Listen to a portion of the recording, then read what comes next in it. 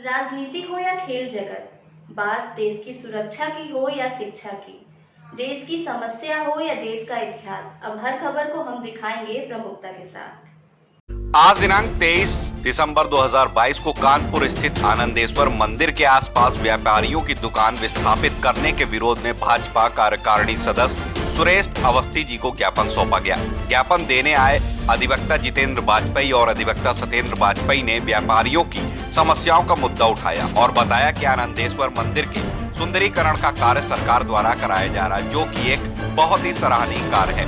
मंदिर के सुंदरीकरण के साथ साथ व्यापारियों की जीविका पर भी ध्यान दिया जाए। अगर सरकार और प्रशासन द्वारा उचित कदम नहीं उठाए गए तो व्यापारी बंधु भुखमरी की कगार पर पहुंच जाएंगे, जो कि न्यायोचित नहीं होगा। इसलिए अधिवक्ता जितेंद्र वाजपेयी और अधिवक्ता सत्येंद्र वाजपेयी जी के द्वारा एक परामर्श सरकार को दिया गया कि गंगा जी के किनारे एक वैकल्पिक मार्ग खोज कर रास्ता निकालें, जिससे क्षेत्र के व्यापारी जो 70-80 वर्षों से यहाँ निवास और अपनी जीविका चला रहे थे, उन व्यापारियों पर इसका कोई असर ना पड़े। और साथ ही साथ समाचार पत्रों के माध्यम से जब व्यापारियों को उनकी दुकानें व मकान ध्वस्त होने का पता चला, तब से वहाँ के व्यापारी और जनता में बहुत रोष है। अतः जल्द से जल्द इस पर उचित कार्रवाई करी जाए और कोई उचित मार्ग निकाला जाए। कानपुर से संवाददाता पीयूष पांडे की रिपोर्ट।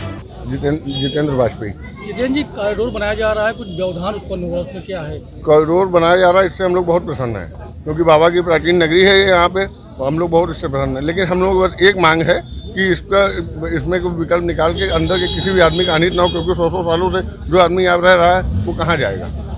हम लोग बहुत हर्ष से भरे हुए हैं कि कॉरिडोर बन रहा, बस हम लोग सरकार से ये अपील करना चाहते हैं कि हम लोग किसी का भी नुकसान ना हो यहाँ पे जो अंदर। भाजपा नेता सुरेश अवस्थी को आप लोगों ने ज्ञापन दिया है, उनसे क्या मांग करी है? हम लोगों ने उनसे यही मांग करी कि कॉरिडोर बन रहा है, बने, और इसमें बहुत से विकल्प हम लोग हैं यहाँ पे कि रास्ता और दिए जा सकते हैं, और लोगों से मतलब ये अपील है कि सब लोग हम लोग सहयोग भी करेंगे और किसी का नुकसान ना हो पाए।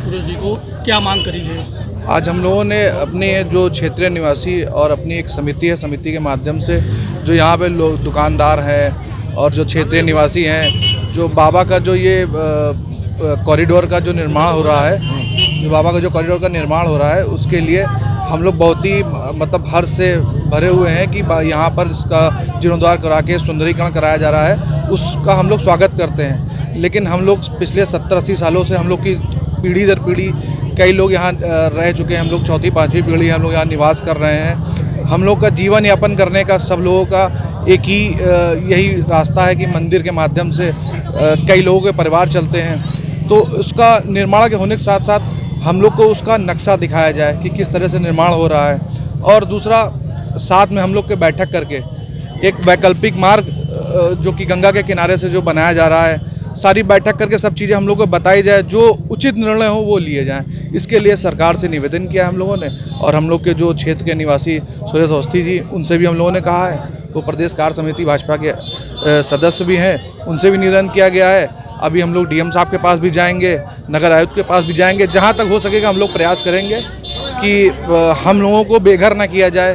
हम लोग को दुकानदारों को जो परिवार पालने का एक ही साधन है, उसके लिए हम लोग जितना हो सकेगा एक शांतिपूर्ण अपना जिस तरह से परिवार अंदर निवास करते हैं। लगभग आपका मंदिर में इस जो कॉरिडोर से प्रभावित होंगे 200 परिवार प्रभावित होंगे। सुरेश जी ने भी डीएम से बात करी, आप लोग की उनसे बैठक भी होनी है। अगर बैठक में कोई निष्कर्ष नहीं निकलता ठीक ढंग का, तो आगे क्या कदम होगा आप लोग का? नहीं, सरकार से बात करिए, कुछ ना कुछ निष्कर्ष निकलेगा। मान लीजिए कोई किसी को कहीं हटाया जाता है तो उसको दूसरा विकल्प दिया जाए। बाकी प्रयास यही किया जाएगा कि और भी यहाँ बहुत सारे रास्ते हैं, जिससे कि सिर्फ सावन में ही थोड़ा सा कठिनाई होती है। दूसरा, 1-2 पार्किंग की व्यवस्था है, पार्किंग की व्यवस्था थोड़ी स्थान से दूर बनाई जाए, तो वो सारी चीज़ें सारे रास्ते निकल आएंगे। कुछ ऐसा कुछ नहीं होगा।